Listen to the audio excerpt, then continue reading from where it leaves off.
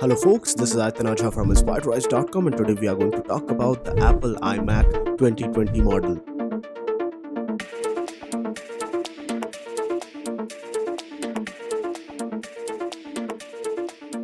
So guys, first things first, the model that we bought was the highest end 3.8 GHz 8 core model for the iMac 2020, which retails for the price of around $2,300 outside, and in India it's 2 lakh plus. So let's just start with the unboxing for the same. Inside you get the iMac enclosed in a very nice plastic enclosure. There's the power cable, wireless magic keyboard and the mouse on the inside, all of which have to be charged via lightning cable which is present on the inside.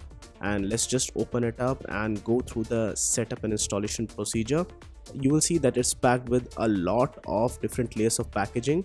Right now I'm using it via a different multi-plug and I'm able to use this iMac with the inverter cell as well.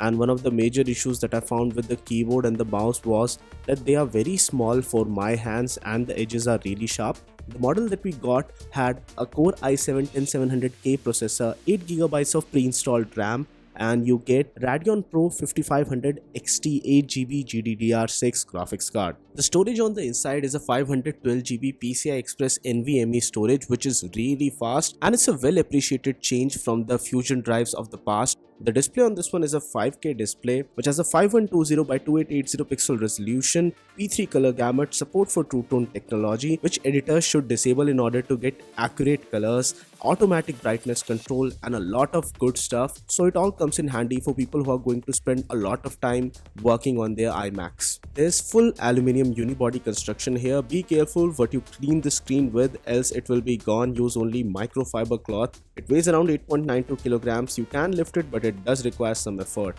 There was only 8GB of RAM, so I bought third-party RAM in order to fit in. But what I found with my whole process of upgrading the RAM was that upgrading the RAM might be easy, but choosing the right RAM is very difficult.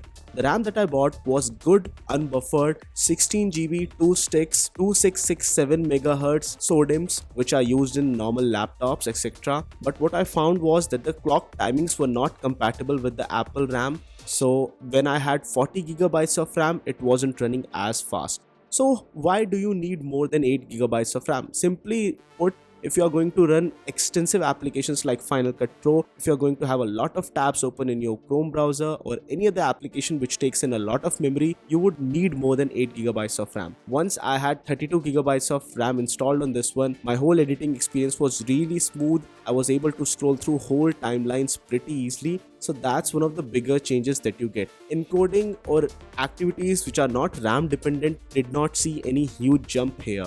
These are of the benchmark scores for this particular model. I've also included the benchmark scores with different RAM combos so that you know. There's also a huge question that people ask, can you game on an iMac? Yes, you can game on an iMac. It is possible. And if you talk about ports and expansion options also, there are a lot of good expansion options. And at the bottom you get the stereo speakers for these which have really loud and powerful bass. So if you are a multimedia lover, you would be able to enjoy movies on this with ease. So that's also a good experience compared to a lot of other all-in-one computers out there. If you're somebody who wants something which just works out of the box, you don't have to mess with a lot of cable management and other things, then this might be a great choice for you. This particular machine exports 4K videos like a breeze, and if I talk about the gaming experience, I was playing Counter-Strike Global Offensive on the lowest possible resolution 960 by 540 with everything pushed down because we don't want quality when you are playing a first-person shooter, you only want the FPS. I was getting stable 250 to 300 FPS while playing Counter-Strike Global Offensive on this one. I was using launch options. If I was playing some other games, I was able to play most of the modern games on 1080p and high or medium settings. Even something like Shadow of the Tomb Raider was giving me average FPS of 70, and a lot of other games were really playable with high settings and they look really good on the 5K screen. You can play up to 2K on the maxed out iMac model with the 10 core and 5700 XT. But not everybody is going to spend so much money on those upgrades. So even on this particular model, gaming is definitely possible. The front webcam has been upgraded now. It's a 1080p webcam now with face detection algorithms, auto exposure and tone mapping. So that's something which will come in really handy during those Zoom meetings. The machine was really silent even under really heavy editing loads. Even the microphones are better this time. There is a 3 microphone array for directional beamforming audio. Apart from that, for security, there's the T2 chip, which is a co-processor and does handle some of the additional loads while exporting H.265 files or doing some complex workloads. When I talk about the Magic Keyboard and the Magic Mouse experience, it's definitely good, but not for long-term usage, as the Magic Keyboard has really sharp edges and I didn't find it really comfortable for long-term typing or working. There's also a matte finish option for the display wherein it will be nano etched on the glass in order to reduce reflections. If you really want to spend that much money, you can go for that option as well, but I feel that the normal option has the best clarity for working and a lot of other stuff. This is available at a price of around 2,16,000 rupees in India, and with student discounts you might get it for around 2,06,000 or something like that.